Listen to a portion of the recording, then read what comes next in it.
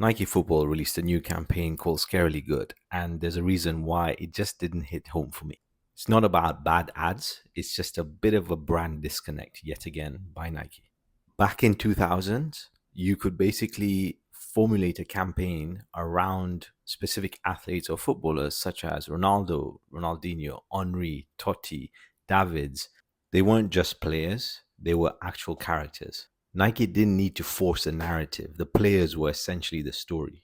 This new campaign, a few moments worked. The Mbappe video, really nice.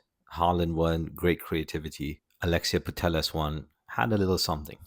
Where the disconnect came, Cole Palmer. Specifically, Cole Palmer as a on the field magician, whatever it was. I've never seen that as his player persona in real life in any game that I've watched. And I'm not even going to talk about Vinny Jr. because that doesn't even worth a mention. The thing is, I know the reason why. It's essentially the football and what we see on TV now has been sanitized quite a lot and has taken away these personas and big personalities that you are or I'm used to seeing.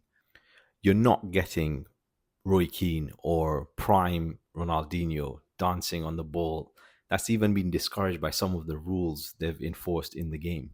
Essentially, building adverts around players that are bigger than life just does not hit the mark. The second issue is I've noticed it. I think there's been communications around it as well. Nike has been pivoting away from football for the last 2 years. I mean, you can tell by their sponsorships, they've lost sponsorship of the Premier League football, their shirts, the kits that they have collaborations with or work with teams, that's also disappearing in terms of their market share. You can't just suddenly turn that back on. They were starting to gain some ground and momentum over the last year with the adverts being athlete focused, but there's not enough groundwork from my perspective where you can switch it back from 2004, add a few total 90 boots here and there, and then start saying scarily good. The player performances need to speak for themselves, and I think their roster just isn't doing it.